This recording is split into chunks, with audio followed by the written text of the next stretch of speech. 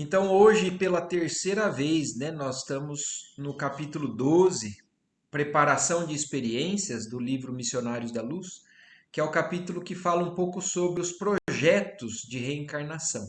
Como que é planejado.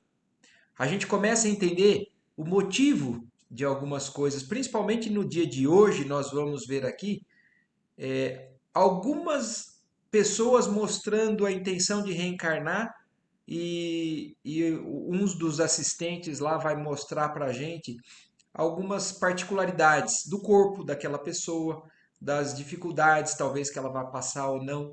Então a gente estava no domingo anterior estudando e estava falando para o André Luiz que toda encarnação ela tem um motivo e dependendo do grau de elevação do espírito, às vezes, aquela reencarnação ela é muito bem planejada com relação a detalhes que precisam ter, precisam acontecer, ou não. Espíritos mais primitivos, mais no início da jornada dessa escalada, né, de ascensão espiritual, muitas vezes eles reencarnam em situações meio comuns, meio genéricas. Mas à medida que a gente vai adquirindo cada vez mais consciência, cada vez mais, inclusive débitos, os planejamentos reencarnatórios obedecem a uma série de estudos e de orientações dos espíritos mais elevados. Aí a gente terminou o capítulo anterior, a parte desse capítulo no domingo anterior, que o André Luiz estava questionando com relação ao pai dele, a preocupação que o pai dele estava vindo de zonas mais inferiores, né, do umbral para uma nova experiência encarnada. E aí, inclusive o espírito lá, ele orienta, ele fala para o André Luiz que alguns conseguem fazer planejamento por conta própria e outros existem pessoas que se preocupam e que amam aqueles espíritos e que acabam fazendo o planejamento por eles, acabam acompanhando e motivando e amparando, que foi um caso, inclusive, que a gente citou da própria mãe do André Luiz, que ela fez um planejamento com os guias espirituais mais elevados do pai do André Luiz e das duas pessoas que ele também tinha ali acompanhando ele no umbral. Então, acabando esse trecho, aí a gente parou e aí a gente vai entrar agora na sequência. Então, quando ele conta aquilo, ele logo na sequência, o André Luiz fala aqui pra gente. Fosse porque a palestra escalpelara melindroso assunto de família humana, fosse pelo propósito de me deixarem a sós com as minhas profundas reflexões naquele extenso gabinete de serviço, o orientador e o assistente entraram em silêncio, compelindo-me a rebuscar novos motivos de conversação para o meu aprendizado. Então eles falaram aquilo e deixaram o André Luiz refletindo, e aí a conversa passou para outro rumo, né? Passei então a observar detidamente os modelos masculino e feminino não longe de meus olhos. Muito gentil, Josino pousou a destra de leve nos meus ombros e falou-me: aproxime-se das criações educativas. Você lucrará muito observando de perto. Então vocês se lembram que tinham dois modelos humanos, né? Um masculino e um feminino, porque nesse ambiente ali, naquela sala, eles faziam os estudos. Então alguns olhavam, observavam, analisavam, aprendiam para fazer o projeto do futuro, da futura encarnação. E aí o Josino falou para o André Luiz: pode chegar perto, pode observar mais de perto que você vai aprender muita coisa, vai observar muita coisa interessante ali.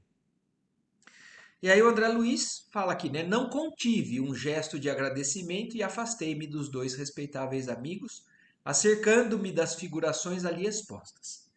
Detive-me na contemplação do molde masculino, que apresentava absoluta harmonia de linhas, qual arte helênica de sabor antigo. Então ele atendeu, né, ao convite e foi perto do modelo masculino primeiro. E aí ele começa a descrever. O modelo, estruturado em substância luminosa, constituía, a meu parecer, a mais primorosa obra anatômica até então sob minha análise. Semelhava-se aquela figura humana imóvel a qualquer coisa divinal. Então ele está falando para a gente que para ele aquilo era algo incrível. Imagine, porque hoje a gente já vive numa época de tecnologia avançada, então tem muita coisa que já não surpreende tanto para a gente. Mas imaginem para ele, que viveu lá na época dos anos de 1940, 30 e pouco, né? Faleceu nessa época. Imagina para ele ver algo nesse nível ali. Então ele estava falando que parecia algo divino. Fixei-lhe as minuciosidades com espanto. Nunca vira semelhante perfeição de minudescências fisiológicas. Toda a musculatura estava ali, formada de fibras radiosas. Então ele está falando, ele como um médico, né, que entendia de anatomia, o que ele está descrevendo para a gente é que aquilo, inclusive, obedecia à forma anatômica com detalhes. Inclusive as fibras da musculatura daquele do suposto indivíduo, né, estava ali naquele organismo, naquela maquete, como se fosse uma maquete. Desde o frontal ao ligamento anular do tarso, então desde do topo da cabeça até o pé, viam-se fios de luz simbolizando as regiões diversas da musculatura em geral. Determinadas fibras, todavia, como as que se localizavam na zona orbicular das pálpebras, no triangular dos lábios, no grande peitoral, no pectíneo, das eminências tenar e hipotenar até o extensor dos dedos, eram mais brilhantes. Então ele estava falando que tinham locais que elas eram mais brilhantes, essa musculatura, mas descrevendo que ela era completa. Do exame de superfície passei a observações mais profundas. Então primeiro ele observou a musculatura e aí ele começou a adentrar. Aí ver mais profundamente o que tinha naquela maquete. Identificando as disposições maravilhosas das figuras representativas da circulação linfática e sanguínea. Ó, os órgãos estavam todos ali. Então não era uma coisa só externa, ele começou a perceber que era como se fosse uma réplica fiel de um corpo humano. Numa perfeição, inclusive, como ele descreve no começo, né? Parecia uma estátua grega, de beleza grega, né? Como ele descreve. Mas não só externamente. Internamente ele via os vasos linfáticos, os vasos sanguíneos, os órgãos estavam todos ali, vibrando em obediência a dispositivos elétricos para demonstrações educativas. Então vocês conseguem ter uma noção do que é isso? Existia algo que mantinha aquilo como se tivesse vivo. Um impulso elétrico mesmo. A gente sabe que os fluidos que nos fornecem vida obedecem a uma série de relações próximas com o que a gente conhece de eletricidade, magnetismo. E o que o André Luiz estava falando é isso, que ali algum dispositivo deixava aquele corpo como se ele tivesse vivo, animado. Então, obedecia ao movimento natural das coisas que um corpo humano também tem. Os vasos para o sangue venoso apresentavam-se em luz acinzentada, ao passo que as regiões do sangue arterial figuravam-se em cor encarnada. Surpreendido, rendi silencioso preito de admiração à sabedoria divina. Então, eu acredito que mesmo que a gente hoje viva nessa era que tem muita tecnologia, coisas que são fantásticas já, eu acho que isso supera ainda tudo. E se isso superava naquela época, eu fico imaginando, a gente sabe que o plano espiritual também continua evoluindo à medida que aqui o nosso plano material também está evoluindo, então acontece isso simultaneamente. Então, da maneira que o André Luiz está descrevendo, é algo fantástico, maravilhoso. Então, e o André Luiz estava naquele momento admirando e rendendo então esse preito de admiração à sabedoria divina. a maravilha que é o nosso corpo humano na maneira que ele estava observando ali. Nós, se a gente parar para pensar, né, a gente não precisava ver isso. Basta a gente analisar o nosso corpo humano e a gente vê a maravilha que é essa máquina, né? Perfeita. E naquele momento ele estava visualizando e glorificando isso, né? Esse momento. Então ele estava nesse momento que nos concede o sublime aparelho físico terrestre para as nossas aquisições eternas. Então ele estava pensando nisso, né? O quanto a gente é abençoado e muitas vezes a gente não se dá conta disso, menospreza e maltrata o próprio corpo com a alimentação, com o estilo de vida, com uma série de coisas, mas é algo, é um presente divino que nós temos que ter muita gratidão e respeito a isso, né? E ele pensando nisso, né, fala agora pra gente, impressionava-me a composição perfeita dos vasos distribuídos em torno do tronco celíaco, à maneira de pequenos rios de luz, destacando-se em expressão a luminosidade das cavas superior e inferior, das jugulares externa e interna, das artérias e veias axilares, da veia porta, das artérias esplênica e mesentérica superior. Olha o grau de descrição que o André Luiz está dando para um médico, sabe que isso daqui é a descrição da anatomia de tudo o que a gente acaba estudando, né, num curso que seja da área da saúde. A aorta descendente, os vasos ilíacos e os gânglios da virilha. Então, tudo isso ele estava observando nessa maquete.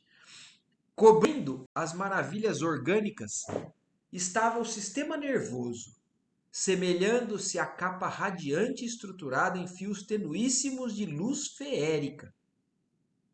A região do cérebro parecia uma lâmpada em azul suavíssimo, cuja luminosidade se ligava em sentido direto ao cerebelo, descendo em seguida pela medula espinhal até o plexo sagrado, onde o foco brilhante adquiria a expressão mais intensa para atenuar-se depois no grande ciático. Então, agora descrevendo o sistema nervoso, no cérebro com uma luz azul suave, e todo o trecho da medula e das ramificações nervosas ali mais para baixo, também com seus detalhes. Transferi minhas observações para a forma feminina. Então, depois que ele ficou observando, né, contemplando aquela maquete masculina, aí agora ele foi para a forma feminina. Igualmente radiosa, concentrando meu potencial analítico sobre o sistema endocrínico, disposto à maneira de constelação entre as peças orgânicas. Desde a epífise, que a gente já estudou, né, no segundo livro, desde a epífise situada entre ambos os hemisférios cerebrais até os núcleos procriadores. As glândulas pareciam formar belo sistema luminoso, semelhantes a pequenos astros de vida, congregados em sentido vertical, qual antena rútila atraindo a luz procedente de mais alto. Então, e agora aí a gente, se quem quiser voltar, né, a ler o capítulo lá da glândula pineal, fala que a glândula pineal ela é o órgão dos encarnados que tem comunicação direta com o mundo espiritual e também com as capacidades, né, criadoras do nosso ser, incluindo a questão da sexualidade, porque a sexualidade nada mais é do que um grande potencial de criação.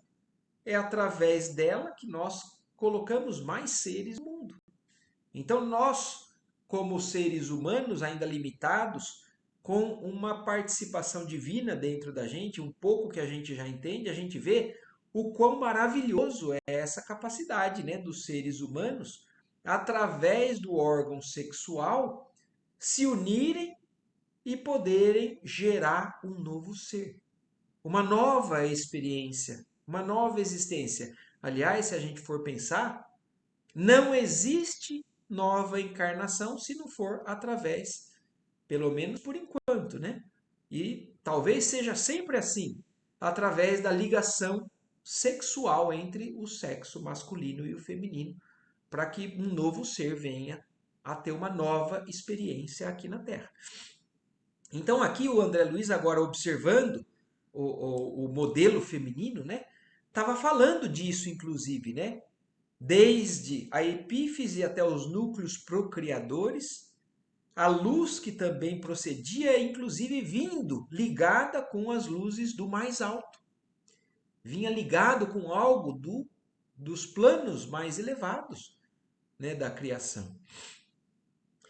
Cada qual apresentava a sua forma específica, suas expressões vibratórias, suas características particulares, diversificando-se igualmente a cor de cada uma, embora recebessem todas a seu modo a coloração da epífise, semelhante a pequenino sol azulado, mantendo em seu campo de atração magnética todas as demais. Então, tudo isso nesse sistema aqui, conectado com a epífise em graus diferentes de luminosidade, de tons de cor, mas partindo da epífise, todo esse sistema. Desde a hipófise à região dos ovários, como o nosso astro de vida, garantindo a coesão e o movimento de sua grande família de planetas e asteroides, como se fosse um grande universo. Tudo em harmonia, tudo em sintonia, interligado. Então, no nosso corpo, não tem nada por acaso. Não tem nada que não seja codependente, inclusive, dos outros setores. Tudo é coparticipação, tudo é auxílio mútuo. A gente não para pensar nisso, né? Que o nosso corpo funciona com setores diferentes, todos trabalhando para a mesma função, que é a nossa vida. É incrível a gente pensar nisso. E a gente não se dá conta. Agora, pensando e principalmente no caso, vamos lembrar, a gente está no capítulo que fala sobre a reencarnação, o planejamento de reencarnações. E por que ele está colocando a descrição do corpo humano aqui? Porque quando um espírito está lá precisando vir na Terra aprender, continuar o aprendizado, ou resgatar dívidas, ou crescer, ou em missão, seja lá o que for, cada espírito vai habitar num templo sagrado que Deus nos oferece, que é o nosso corpo humano. E esse corpo, ele é tudo isso que a gente está lendo aqui e muito mais. Porque a maravilha do corpo humano não consegue ser descrita num capítulo somente, nem num livro, eu imagino. É muito mais do que tudo isso. Mas é interessante que André Luiz coloca a descrição do corpo humano feminino e masculino no capítulo onde está se fazendo o planejamento de novas encarnações. Então imaginem a gente buscando uma nova experiência, depois de ter vivido lá muita coisa, aprendido coisas, e a gente vai habitar de novo um corpo como esse, um corpo como o nosso. Cada um de nós está num projeto que foi planejado lá antes da gente vir, com razão de ser. Motivos. Cada perfeição, cada imperfeição, cada limitação que a gente tem, porque se a gente for analisar, então vamos pensar assim, ó. Bom, mas no mundo a gente vê o corpo, né, esse vaso orgânico que recebe o espírito, das mais diversas formas, desde os mais perfeitos aos mais imperfeitos. E a gente vai analisar, puxa vida, e aquele que nasceu num corpo totalmente deformado? Por que razão que isso acontece? Se a gente não entendesse hoje o que a gente entende com o Espiritismo, a gente ia achar que é uma brincadeira de Deus com alguns espíritos. Alguns ele faz, você vai sofrer um pouco mais que os outros. Mas a gente já entende que isso são consequências dos desvios do nosso espírito em encarnações passadas. Ou que serão nas nossas futuras, dependendo de como a gente proceder nessa experiência. Mas essa descrição é fantástica. E aí ele segue falando, né? Minha estupefação não tinha limites. Então ele estava estupefato mesmo com aquilo que ele estava observando. É forçoso confessar, porém, que minha surpresa se distendia muito mais ao fixar os eflúvios brilhantes que emanavam dos centros genitais, semelhando-se em conjunto a minúsculo santuário cheio de luz.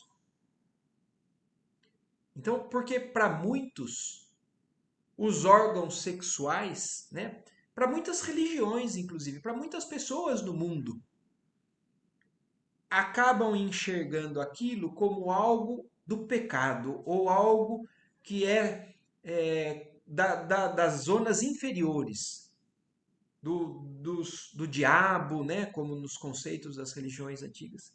Mas o André Luiz está trazendo aqui para a gente essa região como sendo um santuário cheio de luz. E se a gente for refletir, uma das razões, né, ou a principal delas, é o que eu acabei de falar. O órgão sexual é a porta de entrada para qualquer espírito que vá reencarnar. A união entre duas criaturas, que independente do motivo que se uniram, porque a gente sabe também que as ligações, ainda no ambiente em que a gente vive, às vezes são forçadas, às vezes são totalmente ligadas por sintonia, por amor, mas independente do que aconteça, porque nós vivemos num mundo ainda primitivo de expiação e prova, independente da razão, mas o objetivo é porta de entrada para uma nova experiência, para uma nova encarnação. Então, o Chico falava isso, né? Que a atividade, a energia sexual nossa é divina, é abençoada. É que existem os desvios que se faz nesse sentido em relação às atividades do prazer, mas é divino. E isso tem que ficar claro para todos nós. Não é algo sujo, não é algo do pecado, é algo que Deus criou, é algo que Deus colocou no nosso corpo e ela é fundamental para a continuidade da existência humana. Ela é fundamental para que novos espíritos venham aqui na Terra aprender através de novas encarnações. Então, e o André Luiz estava chamando a atenção disso agora, que chamou a atenção dele, que o órgão genital parecia de uma luz tão intensa que chamava a atenção para ele como se fosse um santuário. Como eu dirigisse ao meu instrutor um olhar de indagação, seus esclarecimentos não se fizeram esperar. Na crosta, disse-me Alexandre, sorrindo após reaproximar-se de mim. Em sentido geral, ainda existe muita ignorância acerca da missão divina do sexo. Para nós, porém, que desejamos valorizar as experiências, a paternidade e a maternidade terrestres são sagradas. Então, olha como dos planos mais altos se enxerga o sexo ou a paternidade e a maternidade. São sagrados. A faculdade criadora é também divindade no homem. Se Deus é o criador, ele que cria tudo, olha como Deus é bom conosco e maravilhoso nesse sentido de nos colocar também a oportunidade de também criar em escala menor, é claro, mas um homem e uma mulher se juntam e são capazes de gerar, de criar um novo ser encarnado aqui. O útero maternal significa, para nós outros, a porta bendita para a redenção.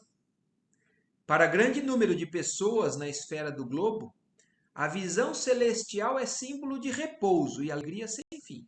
Olha aqui, ele está fazendo uma comparação agora dos pontos de vista, né, diferentes.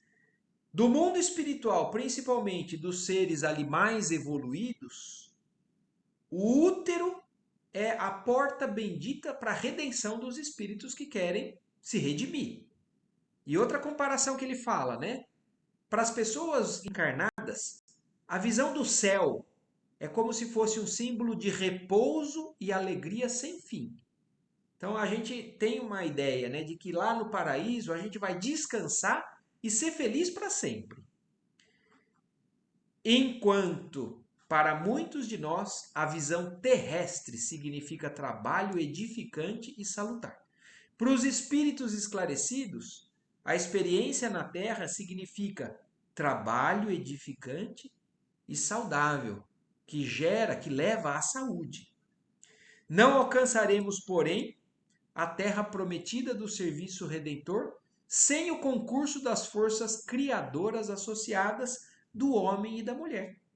Então não tem como se fazer realmente a sequência do nosso aprendizado na Terra sem as forças criadoras associadas entre um sexo masculino e um feminino, para gerar um novo ser, para um novo espírito poder entrar e dar sequência na sua evolução espiritual.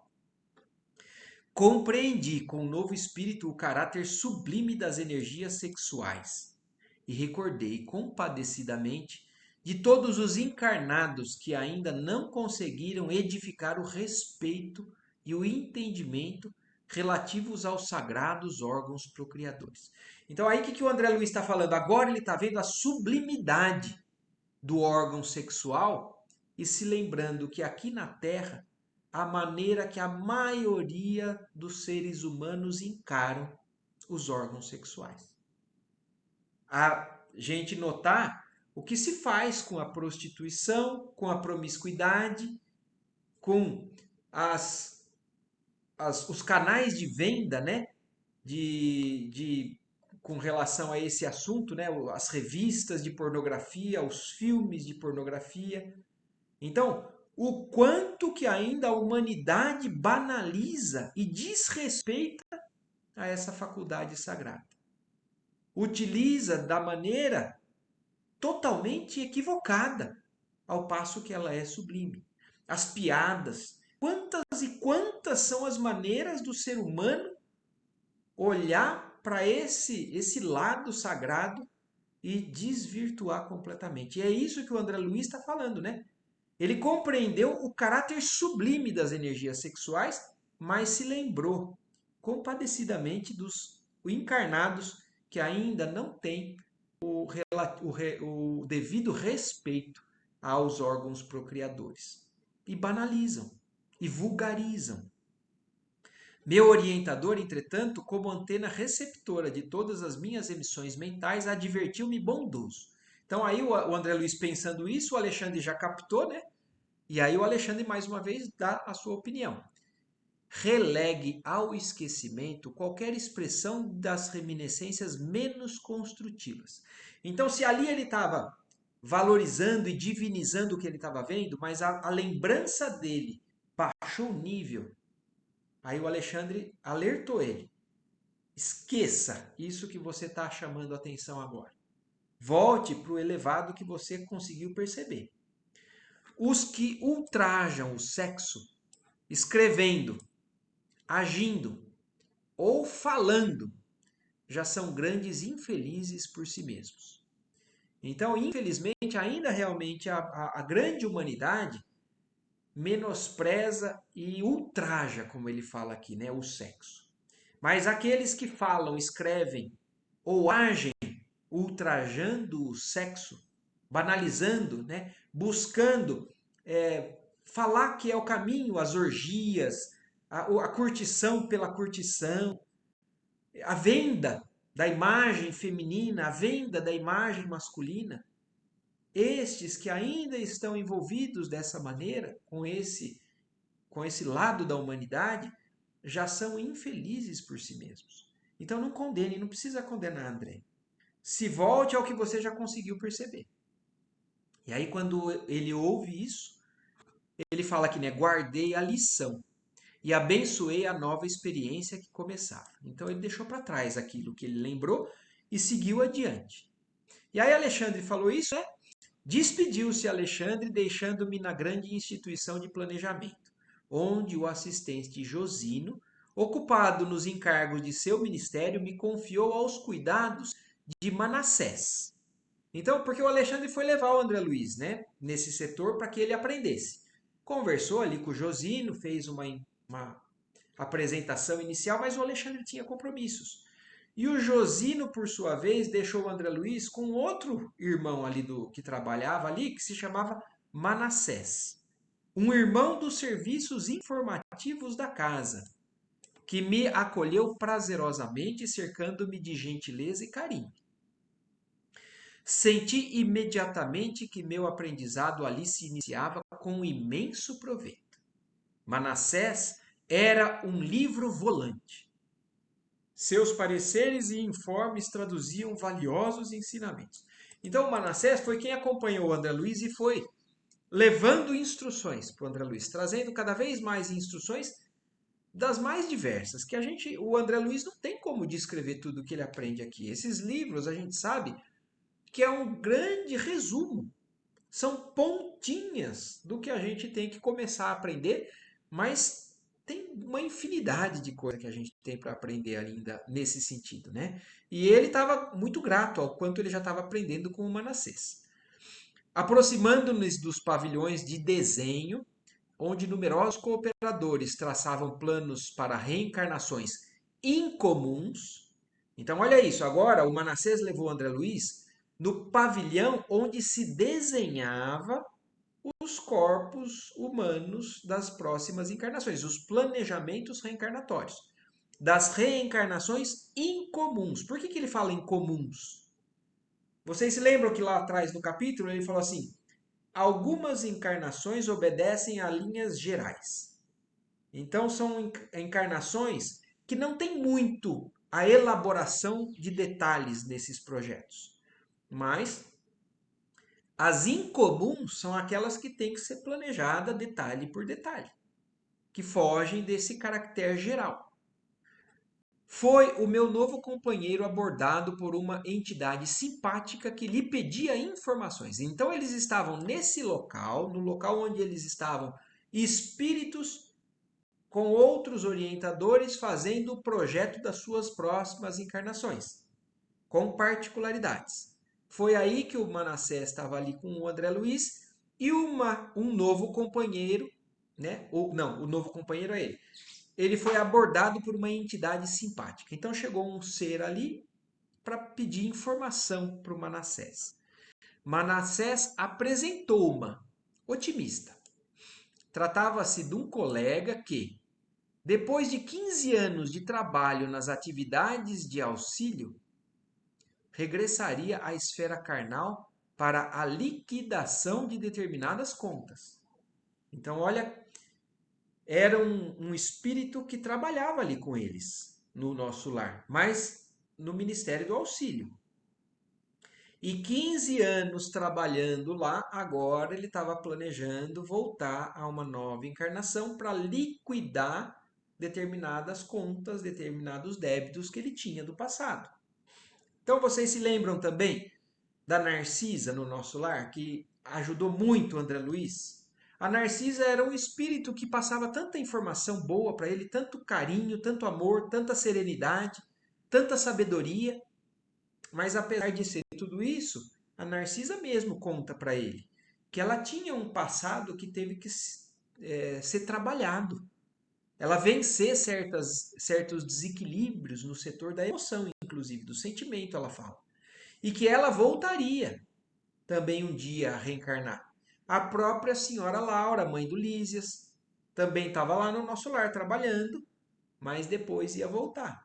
Então, muitos ali nesse nível ainda de encarnação, de espiritualidade, estão um pouquinho mais elevados do que as zonas umbralinas, mas ainda tem um caminho muito longo para crescer.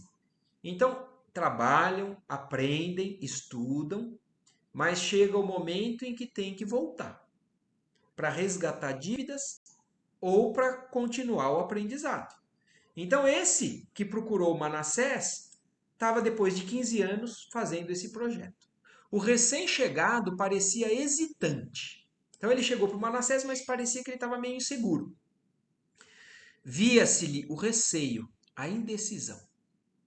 Então, olha isso, apesar de estar lá 15 anos, projetando a sua volta, estava um pouco inseguro, indeciso. E aí o Manassés fala: não se deixe dominar pelas impressões negativas. Dirigia-se Manassés a ele, infundindo-lhe bom ânimo.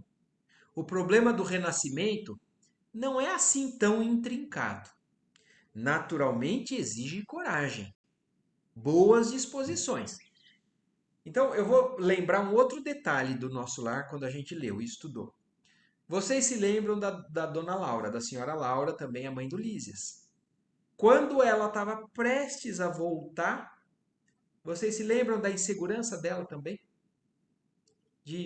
Ela estava envolvida num pensamento que na época, eu não me lembro agora exatamente, foi o Clarencio, eu acho que foi o Clarencio, que animou ela, que fez com que ela voltasse a se sentir encorajada para mergulhar na carne. Mas muitos, mesmo com o preparo, se sentem inseguros, da mesma maneira que nós. Muitos de nós, quando vamos fazer uma viagem com mudança radical de vida, sente uma certa insegurança, apesar de bons planos, de boas perspectivas, mas era o que estava acontecendo aqui. O renascimento, então, uma nova encarnação, exige coragem, exige disposição, mas não é tão grave assim como você está pintando. Esse espírito ali estava com essa insegurança. Mas aí o espírito responde para o Manassés. Entretanto, exclamava o interlocutor algo triste. Temo contrair novos débitos, ao invés de pagar os velhos compromissos. Então, olha a preocupação dele. Ele tem consciência do que ele já fez de errado no passado, mas ele estava com medo de, apesar de lá, consciente, saber o que ele quer fazer, quando ele voltasse para a carne, ele voltasse a recapitular os mesmos erros, os mesmos problemas. Temo contrair novos débitos ao invés de pagar velhos compromissos. É tão penoso vencer na experiência carnal em vista do esquecimento. Quer dizer, ele estava preocupado com o fato de que ele ia esquecer tudo que ele tinha, claro, ali, né? Aí, e isso é algo que muitos de nós pensa, né? Poxa, mas se eu me lembrasse do que eu fiz no passado, talvez eu não fizesse de novo. Não é bem assim. Se fosse melhor, Deus, que é sabedoria suprema, não teria planejado dessa maneira. E com o tempo a gente vai entendendo que realmente é melhor a gente esquecer, porque senão a gente continua fazendo da mesma maneira que a gente está fazendo aqui. A gente tem muita consciência de algumas coisas, mas tem algumas pessoas que a gente tem dificuldade, tem algumas situações que a gente tem dificuldade, tem algumas tendências que a gente tem dificuldade. Então, quando ele fala disso, que ele tem medo do esquecimento que a vida carnal proporciona, o Manassés fala de volta para ele, né? Mas seria muito mais difícil triunfar guardando a lembrança, redarguiu Manassés incontinente. Prosseguindo sorridente, acrescentou. Então ele falou isso e continuou ainda o Manassés explicando. Se tivéssemos grandes virtudes e belas edificações em nós, não precisaríamos recapitular as lições já vividas na carne. Quer dizer, se a gente tivesse evoluído a ponto de ter essas virtudes elevadas e grandes construções dentro de nós, a gente não precisaria fazer o que você está tendo que fazer, o que eu vou ter que fazer, o que todos que voltam para a carne têm que fazer. E se apenas possuímos chagas e desvios para rememorar, abençoemos o ouvido que o Senhor nos concede em caráter temporário. Quer dizer, nós hoje em dia temos mais desvios do que virtudes. Então, se apenas possuímos chagas e desvios para rememorar, abençoemos o esquecimento que o Senhor nos concede em caráter temporário. Então, quando a gente se esquece dessas chagas, dessas feridas que a gente tem da nossa conduta do passado, é melhor. Agradeçamos a isso ao invés de querer diferente. Esforçou-se o outro para esboçar um sorriso e objetou. Conheço-lhe o otimismo. Quisera ser igualmente assim. Voltarei confiante no concurso fraterno de vocês. Então, olha o que ele fala, né? Eu até vou com uma certa confiança, mas porque eu sei que vocês vão me ajudar daí. Mas por conta das minhas fraquezas, eu estou inseguro. E modificando o tom de voz, indagou. Aí o Manassés, né? Pode informar se o meu modelo está pronto? Quer dizer, não foi o Manassés que falou, não. Esse senhor que perguntou para o Manassés, né? Você pode me informar se o meu modelo está pronto? O modelo do corpo que ele vai adquirir na nova experiência? E aí o Manassés responde: creio que poderá procurá-lo amanhã. Tornou Manassés bem disposto. Já fui observar o gráfico inicial e dou-lhe parabéns por haver aceitado a sugestão amorosa dos amigos bem orientados sobre o defeito na perna. Olha que curioso aqui, né? O Manassés falando: o seu projeto não está totalmente pronto. Amanhã você volta, que amanhã a gente já vai te mostrar ele acabado. Mas o princípio eu já dei uma olhada, né? O esboço geral. E como ele falou, e eu te dou os parabéns porque você aceitou, como falou lá atrás, os espíritos que já têm uma certa capacidade, eles podem concordar, palpitar, dar algum tipo de assim, participação nesse projeto. E no caso desse senhor, o Manassés está falando, e você aceitou a sugestão dos amigos mais elevados que fazem o projeto sobre o defeito na perna que você vai ter nessa próxima encarnação. Certamente lutará você com grandes dificuldades nos princípios da nova luta, mas a resolução lhe fará grande bem. Então, olha isso, às vezes o que a gente acha que é um prejuízo, muitas vezes é um benefício. Então, exatamente o que o Manassés falou. No começo você vai ter dificuldade com essa deformidade, esse defeito na perna, mas te fará um grande bem. Sim, e olha isso, o senhor concorda, ele entende o porquê que aquilo vai ser bom para ele. Sim, disse o outro algo confortado. Preciso defender-me contra certas tentações de minha natureza inferior. E a perna doente me auxiliará, ministrando-me boas preocupações. Então, olha isso. A perna doente vai ajudar ele a se defender contra certas tentações que ele tem da natureza inferior dele. E olha, ele completa falando: ser-me-á um antídoto à vaidade. Às vezes a gente acha que a perna vem com defeito para que ele tenha dificuldade de se locomover e se esforce mais para trabalhar, por exemplo. Que é uma limitação física que vai fazer com que ele sue mais, trabalhe mais para se superar. Pode ser também. Mas olha o que ele está falando. A perna com defeito vai ser um antídoto contra a vaidade que ele tem, que ele carrega no espírito dele.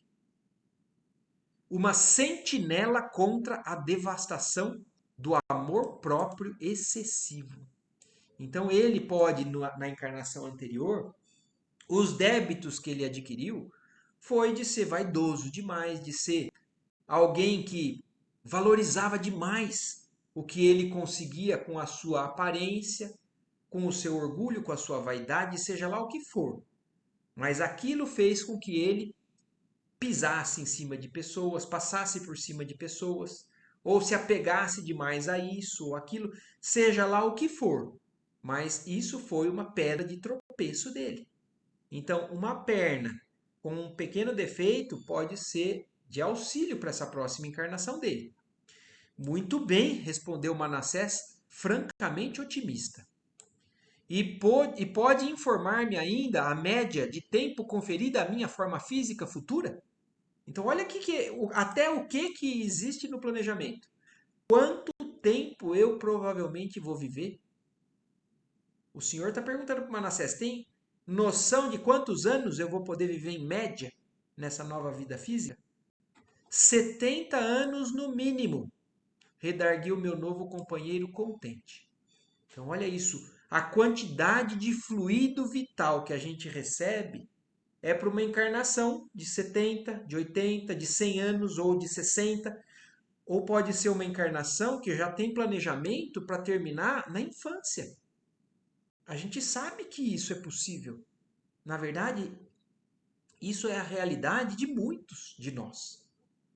Eu fiz algo no passado e eu venho na próxima encarnação para quitar algo de desvio meu, eu vou morrer com 7 anos, 10 anos de idade, com uma doença de pulmão, com uma doença cardíaca, seja lá o que for.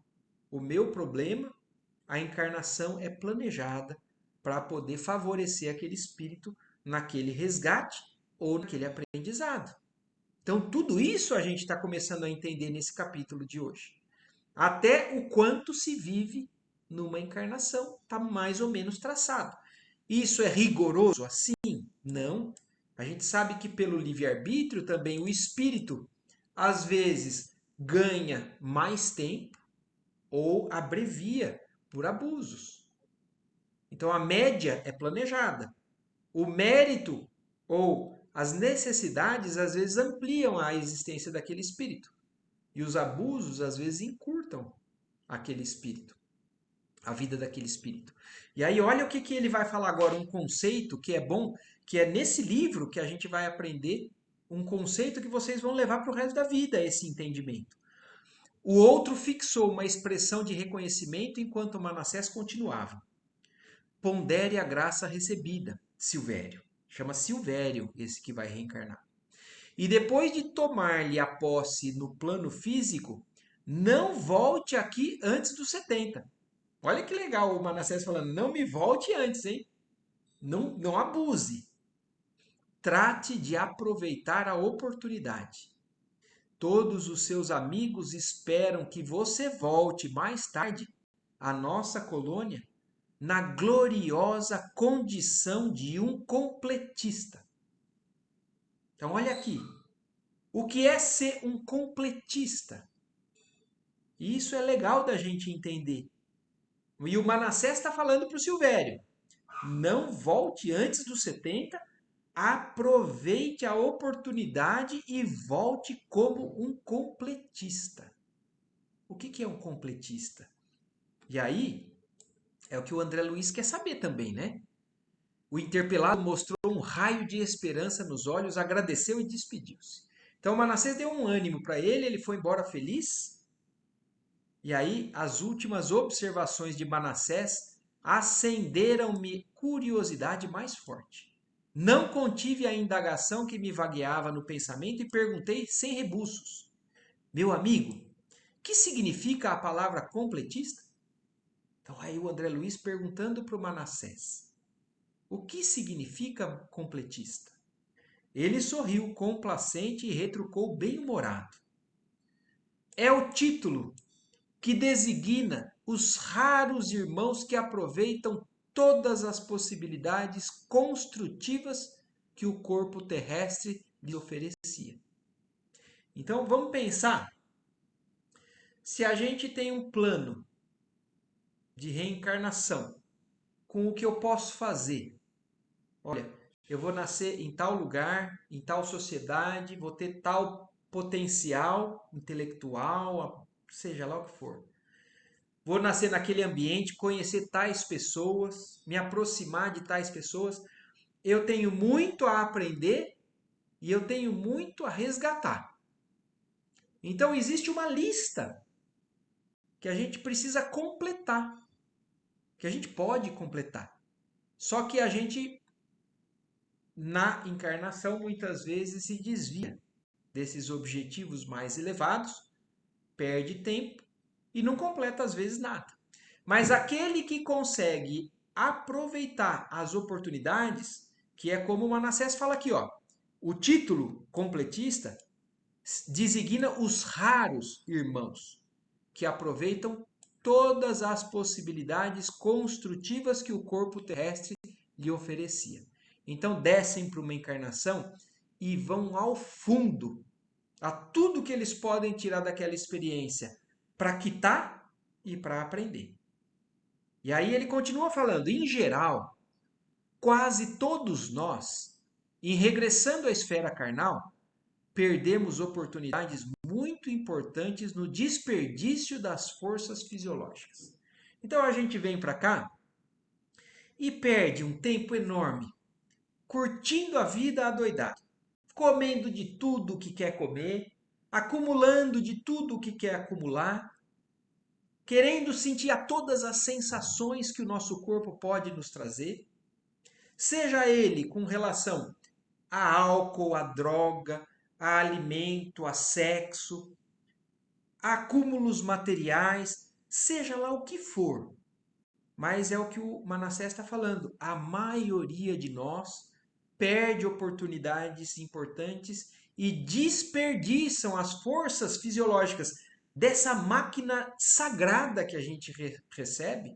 Porque imaginem, nós temos o livre-arbítrio, nós recebemos um corpo que é capaz de tudo, de fazer o bem ou o mal, de fazer muita coisa em prol dos outros ou fazer muito para mim mesmo, só para mim, só para minha família, só para os meus mais próximos.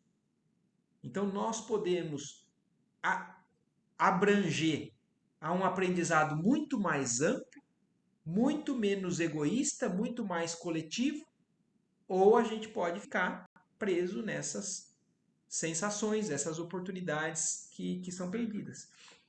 E aí o Manassés continua explicando, né?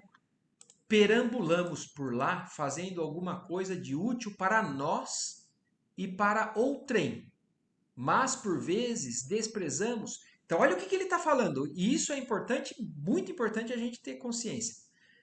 Quando a gente volta, a gente perambula por aqui, até fazendo alguma coisa de útil para nós e para os outros. A gente então faz uma atividade de caridade, faz uma atividade de estudo, é religioso, seja lá em qual religião, seja lá em qual parte do mundo, porque a gente não está falando só aqui de nós aqui no Brasil, está falando do oriental lá na sua cultura, na sua sociedade, no seu dia a dia. Está falando de um australiano, está falando de uma pessoa que mora no Alasca, está falando de nós brasileiros, está falando de algum europeu. Seja lá o que a gente faça, a gente até pode perambular por aqui buscando uma certa espiritualização, fazer alguma coisa por alguém, por um, pelo outro, mas desprezamos, ó, por vezes, desprezamos 50, 60, 70% e frequentemente até mais do que isso de nossas possibilidades. O potencial que a gente tem, às vezes a gente desperdiça. E às vezes a gente se apega no pouco que a gente faz, vamos supor. Ah, mas 30% do meu dia eu faço isso. Ah, o resto eu vou curtir a vida. Eu vou. Porque tem muitas pessoas que pensam na curtição do agora. É o hoje. Eu vou viver a minha vida. Porque tem pessoas que pensam, né? A minha vida é uma vida só que eu tenho. A gente sabe que não é, né? Mas tem muitos que pensam que é uma só. E por isso tem que gozar a vida intensamente. Beber o máximo que puder, comer o máximo que puder, viagens as mais caras, as mais fabulosas que for. Agora, isso tudo poderia ter sido usado para as necessidades, para a fome, para os que estão um hospital, uma creche, um orfanato, a África, seja lá o que for.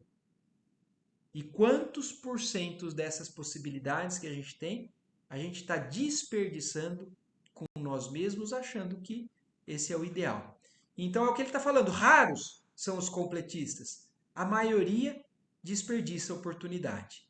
Em muitas ocasiões, prevalece ainda contra nós a agravante de termos movimentado as energias sagradas da vida em atividades inferiores que degradam a inteligência e embrutecem o coração. Então isso, nós não vamos pensar só, é claro que no nossa vida, na nossa a humanidade de uma maneira geral é exatamente isso que ele está descrevendo. desperdiça atividades em atividades inferiores que degradam a inteligência, quer dizer, são seres que são inteligentes, mas usam a inteligência para quê? Para fazer besteira, para planejar crime, para planejar, para fazer projeto de bomba, guerra, e embrutecem o coração e degradam a inteligência. Então a humanidade, infelizmente, ainda caminha nesse setor. E cada um de nós sabe aonde que nós podemos fazer mais ou aonde que nós estamos perdendo tempo com relação a essas possibilidades. Aqueles, porém, que mobilizam a máquina física à maneira do operário fidelíssimo conquistam direitos muito expressivos em nossos planos. O completista, na qualidade de trabalhador leal e produtivo, pode escolher à vontade o corpo futuro quando lhe apraz o regresso à crosta em missões de amor e iluminação. Então, olha que legal que ele está completando aqui, falando para a gente, o Manassés.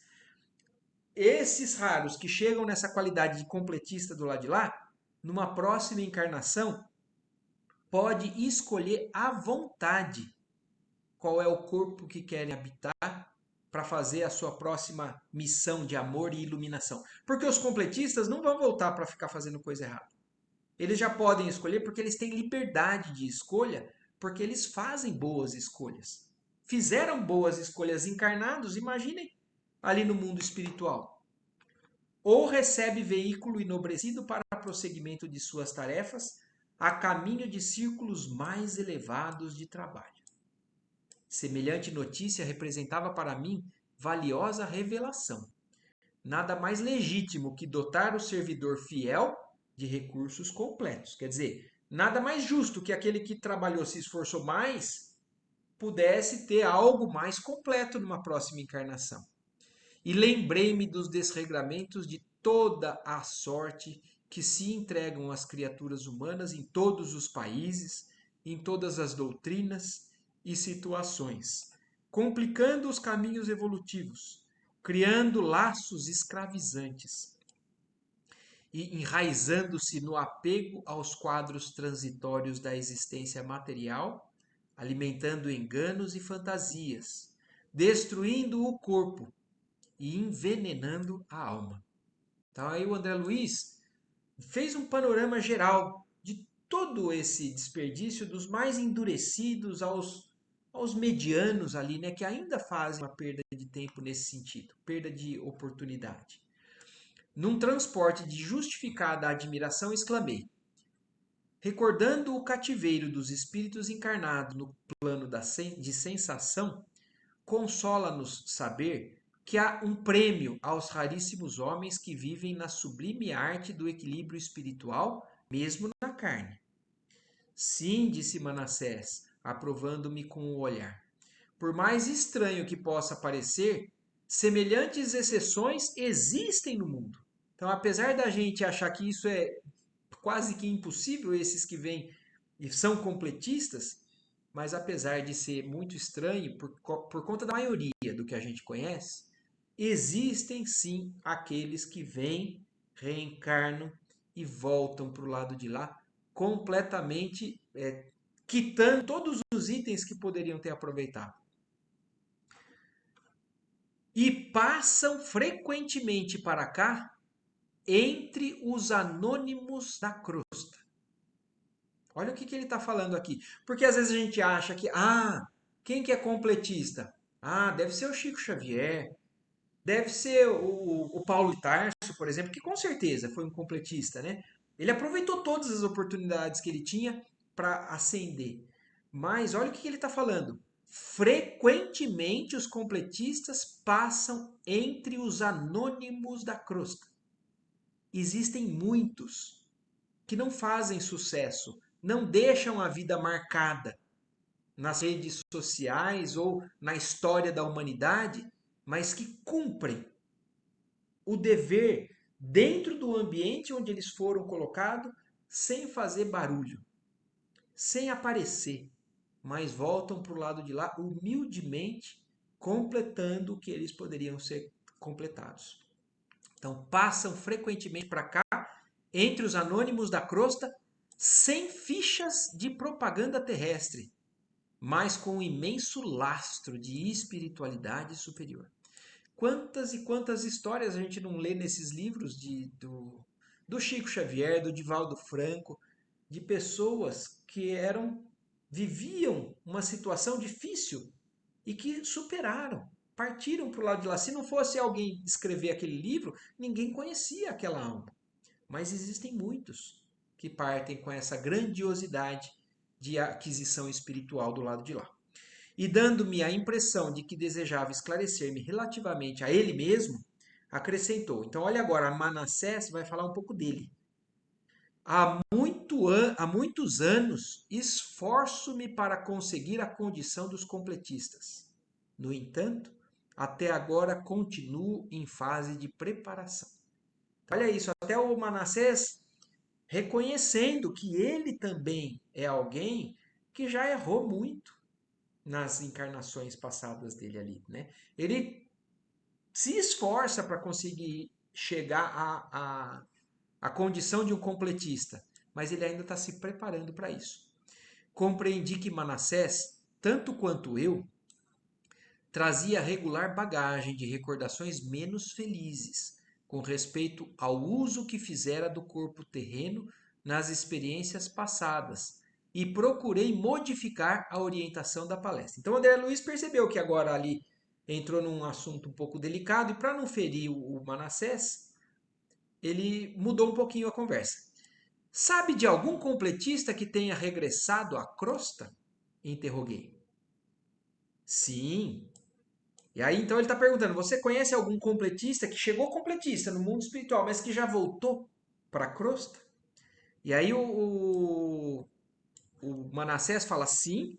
O André Luiz fala: naturalmente, continuei curioso. Terá escolhido um organismo irrepreensível. Ele não falou que os completistas têm o direito de escolher o corpo que quiser, à vontade, para uma próxima experiência? Ele não mostrou que os que têm débitos estavam planejando encarnações com uma série de defeitos, dificuldades, problemas? Então André Luiz estava concluindo. Então, um completista, você deve ter visto um planejamento de um completista, deve ter sido um corpo perfeito, irrepreensível. E aí meu novo companheiro mostrou significativa expressão fisionômica e acentuou. Agora olha o que Manassés responde.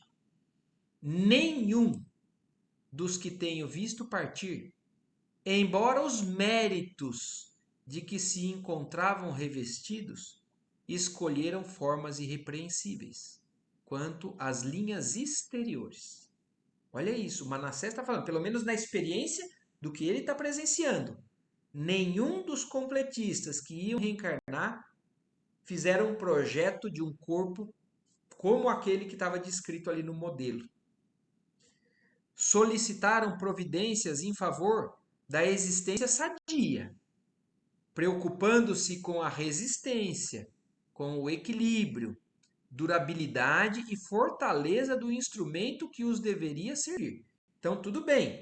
Eles escolheram corpos que tinham força, um gás, que pudesse trabalhar muito, pela descrição que ele está fazendo. Mas pediram medidas tendentes a lhes atenuarem o magnetismo pessoal. Olha isso. Pediram que não fossem tão belos exteriormente. Vamos voltar ao exemplo do Chico?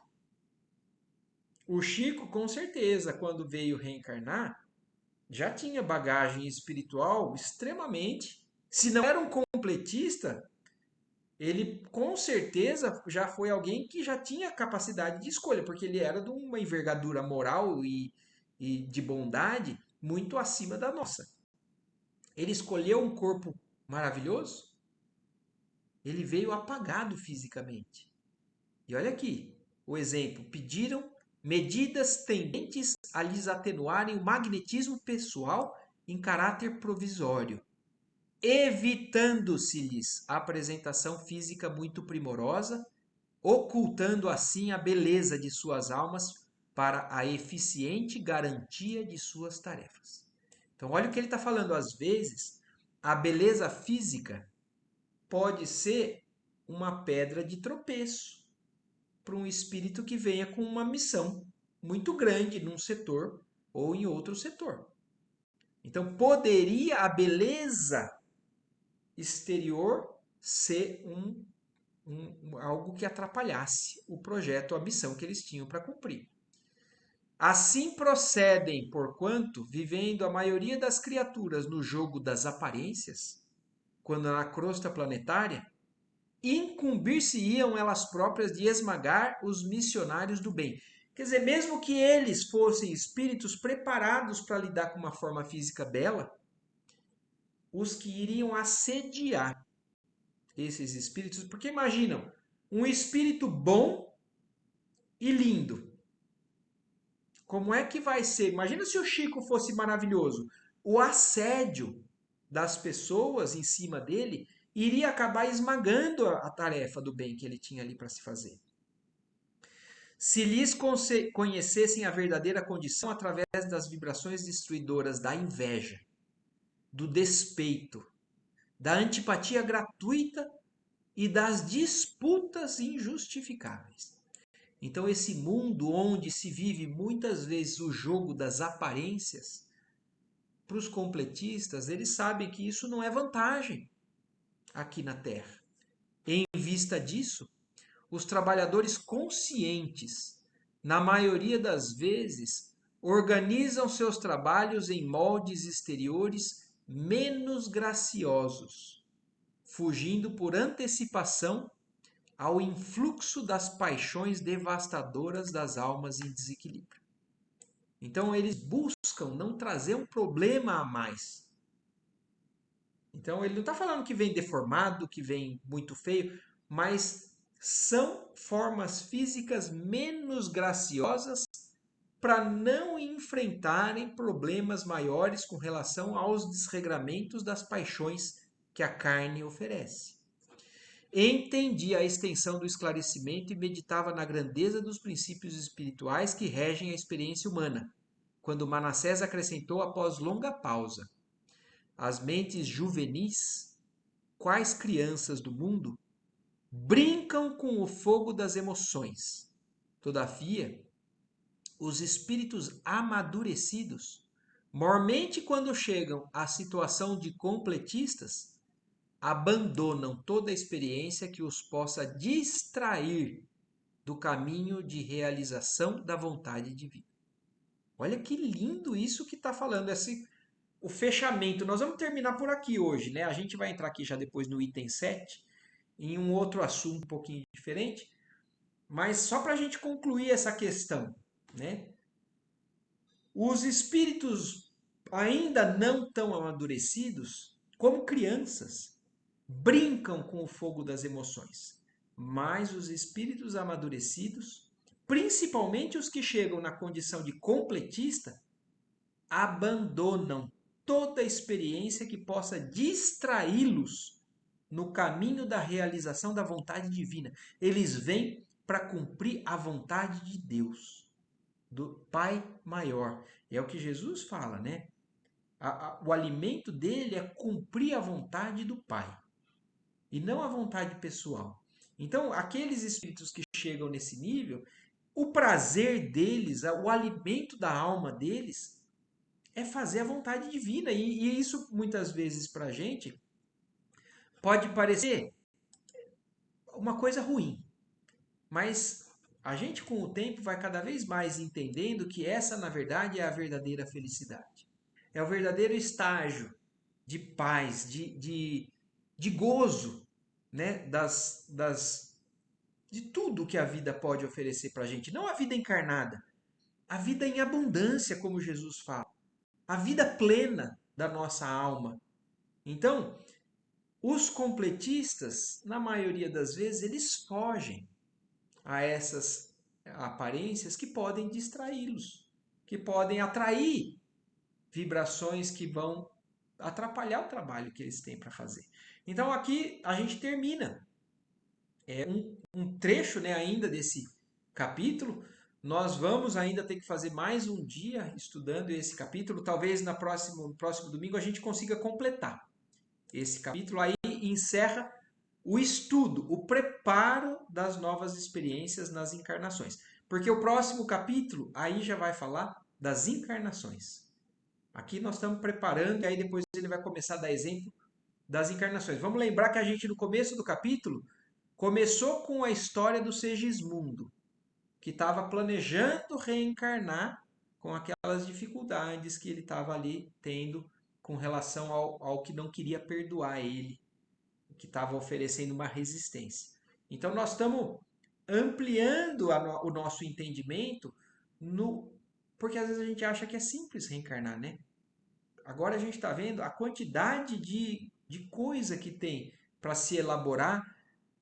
Eu imagino que mesmo que a gente entenda um pouco aqui, a gente não faz ideia do que é bom para um espírito. Vamos supor, tal espírito cometeu isso, cometeu aquilo, mas ele tem certas particularidades com relação ao passado ou com relação aos seus potenciais, às suas virtudes, e a gente acha que é uma receita de bolo, que é simples. Ah, então o espírito fez isso e na próxima encarnação ele vai ser aquilo.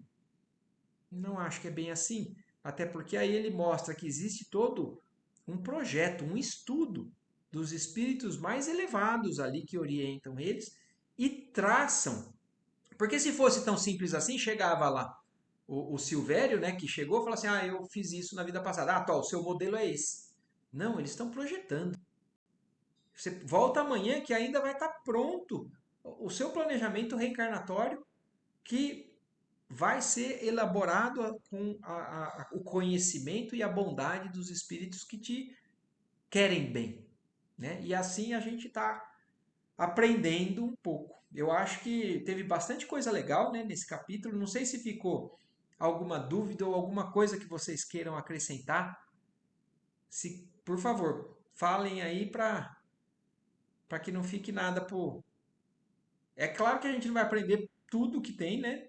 Tem muita coisa para a gente reler, depois futuramente ouvir de novo, mas eu acho que é sempre válido a gente discutir aqui o que seja de dúvida.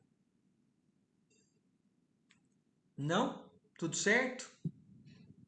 Por mim, tudo certo. Então tá joia.